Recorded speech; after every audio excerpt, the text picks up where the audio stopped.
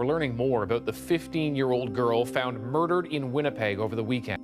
On Sunday, police pulled Fontaine's body wrapped in a bag from the Red River. It took one case, the death of this one 15-year-old schoolgirl, Tina Fontaine, to make the country stop and take notice of Canada's black eye. Thousands of Indigenous families like the Fontaines are experiencing the same agony.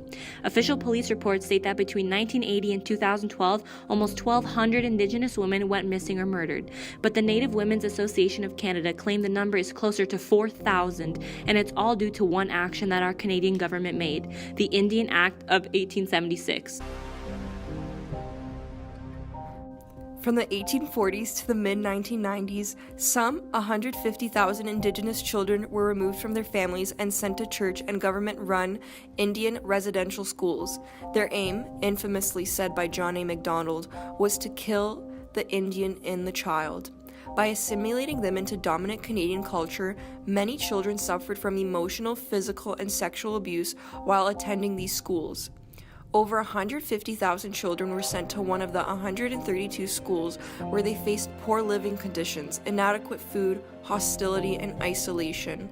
Many never came home as they died from neglect or mistreatment. These schools operated through the Indian Act of 1867, a piece of colonial legislation that had assimilative policies and were meant to control most aspects of Indigenous life. It was a clear and conscious attempt to suppress Indigenous peoples' distinct spiritual culture, religion, language, and traditions, attempting to assimilate Indigenous peoples. The Truth and Reconciliation Commission has termed Canada's policy towards Indigenous people as cultural genocide. Throughout the Indian Act, women suffered severe discrimination and mistreatment as they faced unjust and discriminatory regulatory laws. If an Indigenous woman were to marry a non-Indigenous man, she and the child were denied Indian status until 1985 with Bill C-3 implemented. Due to the systematic racism of the Indian Act, Indigenous women felt vulnerable and hopeless, struggling with poverty, abuse, and societal stereotypes as weak and defenseless. As we know now, Indian residential schools was a failed experiment that, unfortunately, that history of family separation over so many generations continues to this day. How are you running away from the reserve? I guess it had to do with family issues. You know, a lot of stuff happened as a kid. I grew up with a lot of, the sickness that came along with the residential schools and stuff. So that was passed on, from generation to generation, like the sexual abuse and the drinking. There have been many cases of Indigenous women being brutally raped and murdered. Since the 1960s, there has been a total of 5,646 Indigenous women entered as missing into the National Crime Information Center database last year, along with over 225 unsolved cases. Every day we have between 120 to 150 missing person cases. How many of the cases would be Indigenous women? At least 95% of the cases. Tens of thousands face varying mental health issues that stem from years of abuse from their parents who suffered due to the residential schools. Alcohol and drug abuse is an issue facing the majority of the Indigenous population, and the conditions of the reserves they live on are no better. Indigenous women, specifically, face an extremely heightened risk of being murdered. Statistics show that they are 6 times more likely than non-Indigenous women to be murdered. In 2014, it was reported that 66% of Indigenous female victims were murdered at home, and 17% of murders took place on a street or highway. British Columbia has the highest number of unsolved cases with 65. Alberta has 51 and Manitoba 44. CBC News interviewed more than 110 of their families. They found that more than 70% of their deaths and disappearances occurred off-reserve in urban areas. 60% say their loved ones lived in circumstances that may have put them at higher risk: hitchhiking, serious drug or alcohol use, or sex work. An overwhelmingly majority were dissatisfied with the police investigations. The average rating was 2.8 out of 10. There was such inaction in respect of files for missing and murdered Indigenous women and girls that people thought they could just kill with impunity. Systematic racism began when settlers from Europe came to Canada, where the non-Indigenous men gave Indigenous women the stereotype of the Indian princess. Due to this stereotype, they were deemed promiscuous and therefore became vulnerable to violence and mistreatment. Indigenous people were placed on reserves where there was a loss of the traditional male roles, thus causing conflict, anger, and frustration, which led to violence against women. This cycle of violence, poverty, and deprivation is a direct cause of why Indigenous people have so many run-ins with the law. We don't realize what we go through. People don't know. People don't care. Some of them don't care. You can go into any home and there's 15, 20 people living in a house. You don't have to go too far from here where, we have people living in homes that are condemned. There's no proper infrastructure. The problems here, such as overcrowding, poverty, and lack of resources, are strikingly similar to many Indigenous communities in Australia. Chief Hart says these conditions force women and girls out of their homes and into danger. They get caught up in everything, they get caught up in those social problems that are out there. We're seeing, how our women and men are going missing because of that.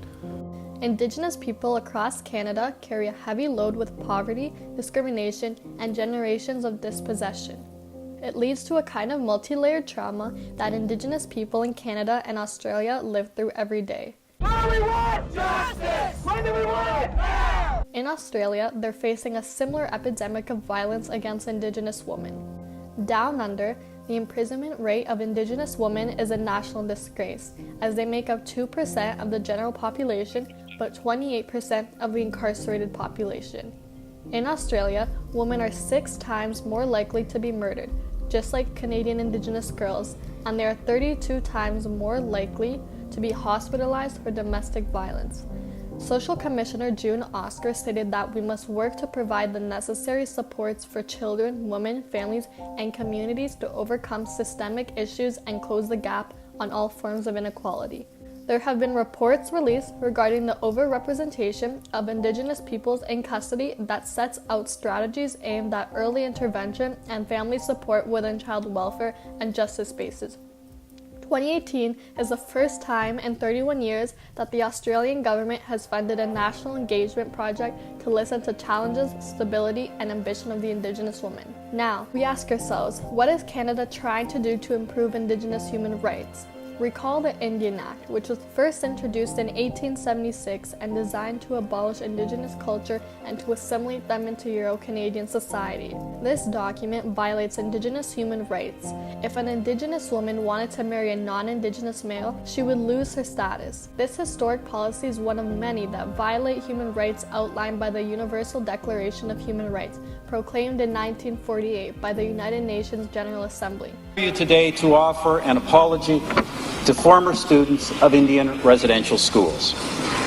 Today we recognize that this policy of assimilation was wrong, has caused great harm, and has no place in our country. These students finally received justice in May of 2006 with the Indian Residential Schools Settlement Agreement.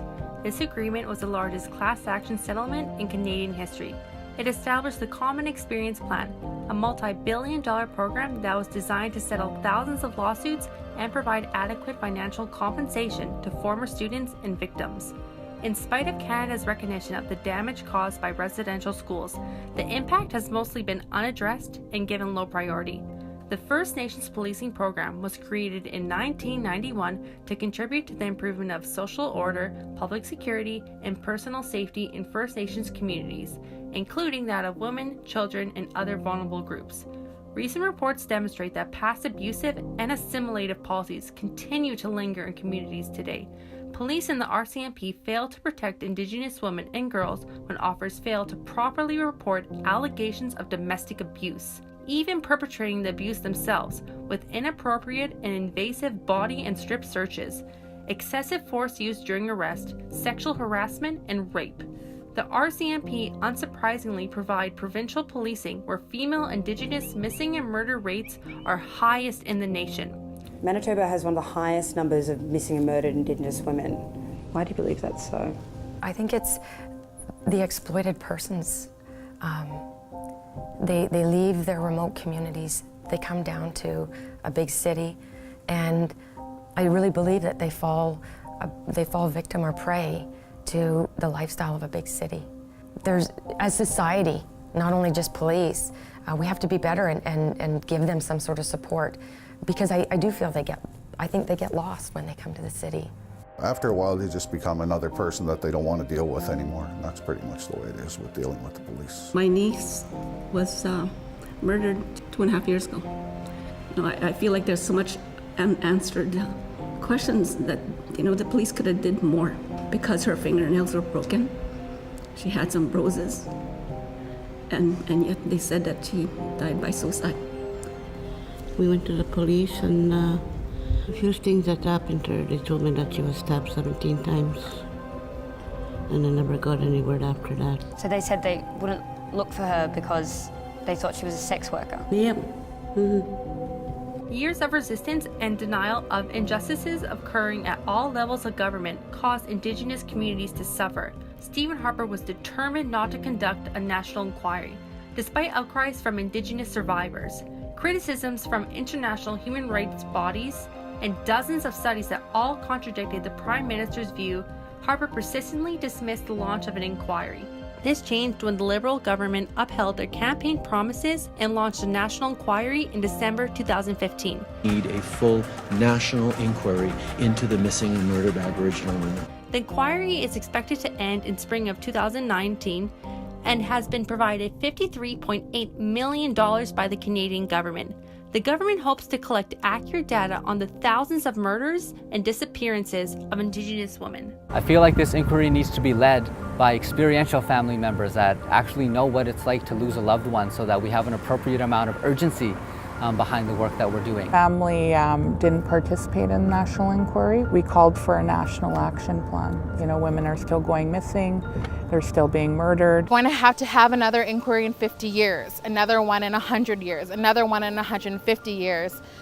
If we don't understand that at the bottom of this is a really harmful power dynamic. There currently isn't a clear solution in sight to solve this national tragedy of Canada's stolen sisters. Canada must dramatically increase its action through creating awareness and implementing improved policies, policing systems, and accessible resources. There have been many art installations to promote awareness, such as the Red Dress Project. Founded by Métis artist Jamie Black, it is a series of art installations across Canada of red dresses. Walking with Our Sisters is a commemorative art installation of over 2,000 moccasin tops that travels throughout North America. Each moccasin represents one missing or murdered girl. The Moosehide campaign to teach boys and men the importance of respect and standing up against violence towards women. Men pledge and wear a square of moosehide to demonstrate their support. Congratulations on reaching 1 million moosehide squares distributed across the country. Certain families of missing and murdered Indigenous women have also conducted cleansing walks along the Highway of Tears, which is Highway 16 in British Columbia, where many of the girls have gone missing or murdered. In northern neighborhoods in Winnipeg, Manitoba, community members joined together in midnight medicine walks to reach out to women who are being sexually exploited and to send a message to the men that prey on them that they're being watched by their community. We need to start reconceptualizing and valuing Indigenous women as a society. It should be a crisis when we see this level of loss of life. Major political aspects must change, as there isn't one person or group who can address this. It must be a national effort by Indigenous communities, all levels of Canadian governments, police forces, and the public. Law enforcement must change. Police need to better understand the specific needs of Indigenous communities, be able to communicate with Indigenous people without barriers of fear and mistrust, and be accountable to these people. Despite criticisms, the Government of Canada will be completing its national inquiry in April 2019, and hopefully the results will propel some national action. Overall, Canada's general attitude towards these women must change, or they will never be taken seriously. And we can't let another girl just become another forgotten number.